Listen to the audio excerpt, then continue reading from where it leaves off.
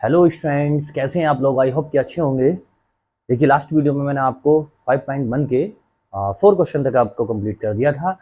आज हम question number 5 करेंगे, जो कि ये है। लिखा है in question 4 point C is C called a mid point. C mid point question number 4 में बताया गया था of a line segment A B, और ए बी लाइन सेगमेंट है कोई, उसका मिड पॉइंट बताया गया था सी।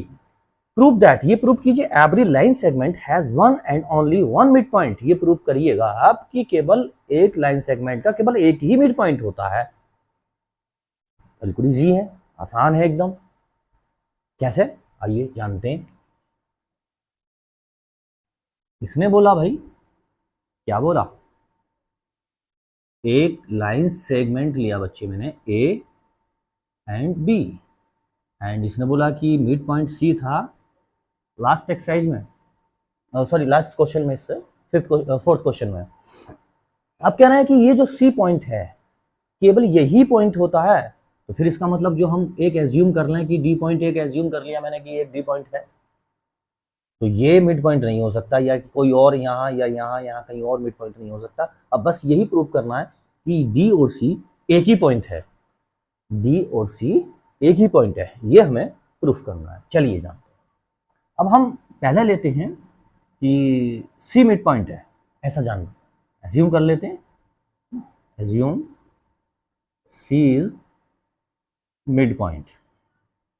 हम ऐसा मान रहे हैं कि सी मिड पॉइंट है। जब सी मिड पॉइंट है तो ए सी और ए बी इक्वल होगा बच्चे, ए सी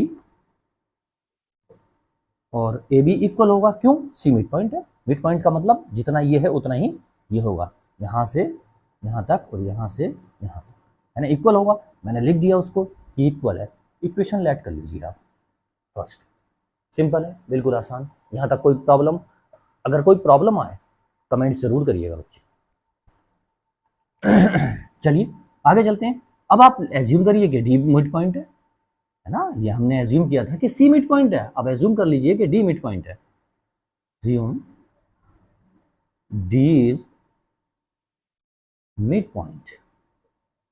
जब डी मिड पॉइंट बता रहे हैं आप, तो जाहिर सी बात है ए डी और बी डी इक्वल होना चाहिए। ए डी इक्वल होना चाहिए बच्चे बी डी के। मैं एक बार वीडियो देख लूं कि सही दिख रहा है कि नहीं। Okay right. जब ए डी और बी डी इक्वल है, तो आप अब यहाँ इस बात को समझिए कि ए डी ये है यहाँ से यहाँ तक, एंड बी डी ये है यहाँ से यहाँ तक। अगर मैं ए डी को किसी और दूसरी तरीके से लिखना चाहूँ, तो क्या ऐसे नहीं लिखा जा सकता कि ए सी माइनस डी सी? अगर ए सी है पूरा, यहाँ से यहाँ तक ले लें, उसमें से डी सी माइनस कर दें या सी डी माइनस कर दें, तो ए डी तो बचेगा। तो लिख लेते हैं, चलिए लिखते हैं। क्या बोला है हमने कि ए सी माइनस डी सी या C D, A C minus D सी या सी डी एक ही बात है। अब बी डी की तरफ आइए। बी डी को कैसे लिख लें? बी डी, यहां तक की बात हो रही है, तो क्या बी डी को आप ऐसे नहीं लिख सकते कि B D minus B D आपको प्लस में करके लिखी जा सकती है। कैसे? कि B C plus D C, minus करके नहीं, अब यहाँ B C plus D C, यानी बी डी को पूरी को बी सी यहाँ से यहाँ तक तो D C, B C plus, अब यहाँ आपने सी डी लिखा है तो यहाँ डी सी मत कीजिए, सी डी ही लिखिएगा, है ना, तब ज़्यादा बेटर रहेगा। अब आप देख रहे होंगे कि ए सी यहाँ पहले से मौजूद है। अब कुछ टर्म का ट्रांसफॉर्मेशन करेंगे हम। ए सी वहाँ से सी डी ले आइए आप, C D sorry C D मत लाइएगा, बी सी लेकर के आइएगा। C D minus D C equals to, यहाँ आपका सी डी ऑलरेडी था, ये सी डी माइनस है, इधर जाएगा तो प्लस हो जाएगा भाई, ए सी माइनस ए सी। अब बड़ा सवाल है यहाँ, आप चलिए एक बार लिख लीजिए ए सी माइनस बी सी को, और यहाँ C D plus C D, one C D कितना हुआ भाई? 2 सी डी हुआ, है ना। अब आप देख रहे होंगे ए सी कितना है ये, और बी सी कितना है ये, यानी यहाँ से यहाँ तक की बात हुई, यहाँ से यहाँ तक। इसमें से ये लेस हो गया, इतना ही लेस हो गया, तो फिर क्या बचा, फिर तो कुछ बचा ही कब, उतना ही इसमें से इसको लेस कर दिया, खत्म, क्या बचा 0। इधर क्या बचा 2CD, 2CD that means CD is equal to 0, CD 0 हुआ, दैट मीन्स CD ये हुआ भाई, CD ये 0 है। इसका मतलब जो आपको दिख रही है इस वक्त डिस्टेंस, थोड़ी डिस्टेंस है, वो CD कुछ नहीं है, कुछ नहीं है, 0 है, 0 है, तो इसका मतलब ये दोनों पॉइंट एक ही जगह है, ये दोनों पॉइंट एक ही जगह पर हैं। जब कोई डिस्टेंस ही नहीं है दोनों सी और डी के बीच में, तो फिर दोनों पॉइंट किस जगह पर है, एक ही जगह पर है, तो इसका मतलब ये दोनों पॉइंट कोइंसाइड हैं, है ना। लिख देंगे so C and D are coincide points. Coincide point है तो जाहिर सी बात है, हमने जो इसे प्रूव करवाना था कि केवल एक ही मिड पॉइंट होता है, तो हाँ एक ही मिड पॉइंट होता है। सो हमने C and D are a coincide point हमने लिख दिया, कोइंसाइड पॉइंट होता है, दैट्स ऑल, बस इतना ही लिखना है आपको, और कुछ नहीं करना है। एक बार आप इसको देख लीजिए, और तो या आप लिखना चाहो तो ये लिख सकते हो कि सी इज ओनली मिड पॉइंट, है ना, ये लिख सकते हो, सी हेंस करके लिख दो, C hence C is only mid point, या केवल सी भी मत मेंशन कीजिएगा, यहाँ तो इसने सिर्फ ये बात की है कि every line segment has only one mid point, तो आप लिखिए hence line segment, hence line segment has only one mid point, one mid point, बस दैट प्रूव्ड। शायद आ रहा होगा यहाँ तक का, तो या नहीं आ रहा, मैं एक बार चेक कर लेता हूँ, थोड़ा ये आ रहा है, ठीक है। आप क्वेश्चन को देखिएगा, बहुत अच्छा क्वेश्चन है, आसान क्वेश्चन है, बहुत टिपिकल नहीं है ना। बस मैंने यह प्रूफ कर दिया कि सी और डी के बीच में कोई डिस्टेंस नहीं है, जो कि यहाँ दिखने में लग रही है, सी और डी कोइंसाइड पॉइंट है, that's all, note down. And 6th question after this. चलिए क्वेश्चन नंबर 6 देखते हैं, क्या है क्वेश्चन नंबर 6। इन फिगर 5.10, ये फिगर दे रखी है 5.10, if A C is equal to B D, A C और बी डी दोनों इक्वल हैं, and the proof that A B is equal to B C, A B is equal to C D, आपको prove करना है, ए B और C D equal है ये बताना है, जबकि ए सी और बी डी इक्वल बता रहे हैं। तो देखिए क्या उसने दे रखा है, हमारा प्रूफ करते हैं हम ये, है ना। क्या प्रूफ कर रहे हैं भाई, given A C is equal to B D, ये बात हमें क्या है बच्चे, गिवन है, गिवन है। तो आप ए सी देख रहे होंगे, यहां से यहां तक ए सी है, अब ए सी में दो पार्ट लिख रहे हैं, एक ए बी और बी सी, यहां से यहां तक की बात मैं कर रहा हूं। तो जिसमें अगर ए सी की बात करो तो A B plus B C को आप ए सी नहीं लिख सकते क्या, यानी A B plus B C, A C को पूरी ए सी यहाँ तक की बात करें तो A B plus B C मिलकर के तो हो रही है ए सी। अब बी डी की बात कर लेते हैं, इस तरफ equals to B D, B D यहाँ तक की बात कर रहे हैं। तो देखिए बहुत सिंपल है, ये भी ऐसे ही करेंगे, B C plus C D, B C plus C D, अरे यही तो होगा, B D B C plus C D हो रहे हैं, बी सी से बी सी कैंसिल हो जाएगा, now A B is equals to C D. यही बात उसने कहा था कि प्रूफ करके दिखाइए, प्रूव करिए, तो लिख देंगे दैट प्रूव्ड, ठीक है, ये इसका प्रूव हो गया ये कि ये दोनों भी इक्वल होंगी, कौन कौन सी, ए बी और सी डी भी इक्वल होंगी, दैट्स इट। अगला क्वेश्चन इसका 7 क्वेश्चन है, चलिए इसको जब तक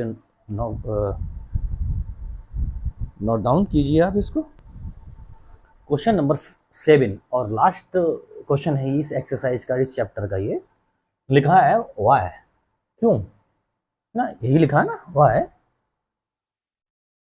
Y is axiom fifth, why is axiom fifth in the list of Euclid's axioms considered a universal truth. ये कंसीडर कीजिए कि एक्सियोम फिफ्थ जो है वो यूनिवर्सल ट्रूथ है। Note that the question is not about the fifth postulate, और कह रहे हैं कि फिफ्थ पोस्टुलेट की यहाँ बात हम नहीं कर रहे हैं। क्वेश्चन में सीधा लिखा है कि एक्सियोम्स की बात यहाँ कर रहे हैं। एक्सियोम्स, एक्सियोम फिफ्थ क्या था हमारा? एक्सियोम फिफ्थ क्या था बच्चे कि whole is greater than, whole is greater than the part, whole is greater than the part. यहाँ था the whole is greater than the part, ये हमारा फिफ्थ एक्सियोम्स था। आप देख लेना, मैंने लिखवाए एक्सियोम्स, इससे लास्ट वीडियो, पिछली वीडियो में लिखवाए, आप वहाँ जा करके उसको देख लीजिए। आप कमेंट्स जरूर कीजिएगा, कुछ आपको वीडियो में जो लगता है कि हाँ ये इसमें इम्प्रूवमेंट लाना चाहिए, तो आप जरूर कमेंट कीजिए और कमेंट करके हमें बताइएगा कि आप इसमें इम्प्रूवमेंट कीजिएगा। तो फिफ्थ क्वेश्चन में फिफ्थ जो एक्सियोम्स था वो था whole is greater than the part. Whole जो होगा वो पार्ट से हमेशा बड़ा होगा। ऐसी बात है, जैसे हमने वहाँ बताया था, उसमें भी एग्जाम्पल दिया था, आपको समझ लेते हैं। बस इतना से लिखना है कि हाँ, और कुछ नहीं। ये एक सर्किल था, सर्किल का एक पार्ट ये है, ये एक पार्ट ही तो है। ये एक पार्ट क्या हुआ, ये हुआ एक पार्ट। तो ये जो पार्ट है, ये पार्ट से ये पूरा हमेशा बड़ा होगा, इस पार्ट से हमेशा बड़ा होगा। अब इस पार्ट को छोड़ दीजिए, पार्ट लीजिए बड़ा वाला,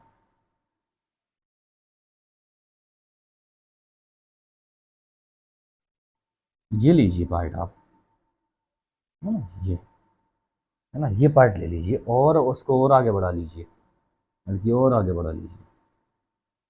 अब तो ये पार्ट काफ़ी बड़ा हो गया ना, है ना, ये पार्ट काफ़ी बड़ा हो गया। तो इस पूरे का ये पार्ट है, ये वाला हिस्सा, ये इस वाले हिस्से की बात नहीं कर रहे हैं, ये अब हिस्सा हमने लिया ये वाला पूरा, उस हिस्से को छोड़ दिया। तो ये हिस्सा, ये पार्ट भी इस होल से छोटा रहेगा। वही तो बताना था बस। एक्सियोम में, एक्सियोम नंबर 5 में यही बताया गया था कि होल जो होगा वो हमेशा पार्ट से बड़ा ही होगा। लाइक एक आधा एग्जांपल और ले लीजिए, चलिए चॉकलेट का एग्जांपल ले लीजिए। ये कोई चॉकलेट, ठीक है, इसका मैंने सारे हिस्से तोड़ करके ये सब अपने भाई को दे दिए, कितना बचता है? ये इतना सा, इतू सा बचता है। तो ये जो बड़ा वाला पार्ट है, यानी ये जो सब मैंने कलर शेडिड किया है, तो शेडिड पार्ट मैंने दे दिया, तो शेडिड पार्ट ही तो गया है वो। तो वो जो पार्ट है उस होल चॉकलेट से छोटा ही तो होगा हमेशा। तो यही बताया बस एक्सियोम 5 में कि whole is greater than the part, part से हमेशा होल जो होगा बड़ा ही होगा, पूरा हमेशा बड़ा ही होगा ना। बस इतनी सी बात उसने की थी। तो बस आप इसमें ये लिख देंगे the whole is greater than the part. ये एक्सियोम्स की फिफ्थ एक्सियोम्स है। ये आपने list of the axioms Euclid's axiom में आपने पढ़ा था, ये कंसीडर करते हैं। ये यूनिवर्सल ट्रूथ भी है ना, यूनिवर्सल ट्रूथ ही तो है। अरे भाई वो सब यूनिवर्सल ट्रूथ हैं। ये यूनिवर्सल ट्रूथ मतलब ये सब में काम करेगा, मैथ में भी काम करेगा, मैथ के अलावा भी डेली लाइफ में काम करेगा, और कहीं भी आप यूज कर लीजिए तो काम करेगा कि होल जो होगा वो बड़ा होगा, पार्ट छोटा होगा, यानी पार्ट से होल बड़ा होगा। कहीं भी यूज कर लीजिए। इस मार्कर की बात कर लीजिए आप, इस मार्कर का ये मैंने पोर्शन, ये होल मार्कर है, इस मार्कर का ये होल मैंने ये पार्ट खोल लिया, ये पार्ट है। तो ये पार्ट से ये होल मार्कर, जो होल मार्कर था वो पूरा होल मार्कर कैसा होगा? हमेशा ग्रेटर होगा। किसी की भी बात कर लीजिए, ये मैथमेटिक्स में नहीं, इसलिए यूनिवर्सल ट्रूथ है। क्या है ये? यूनिवर्सल ट्रूथ है। चलिए आपकी एक्सरसाइज भी कंप्लीट हुई और चैप्टर भी कंप्लीट हुआ। अब हम नए चैप्टर में आपके वीडियो लेकर आएंगे इंशाल्लाह, चैप्टर नंबर 6। जल्दी हमारे चैनल को आप लाइक कीजिए, सब्सक्राइब कीजिए और शेयर कीजिए। ज़्यादा से ज़्यादा आप बताइए, कमेंट्स करके बताइए, कोई भी आपको जो भी जिस पे भी वीडियो बनवानी है आप, कि आपको इस टॉपिक पर बना दीजिए। इंशाल्लाह ज़रूर आपके बात पर अमल किया जाएगा। Thanks for watching.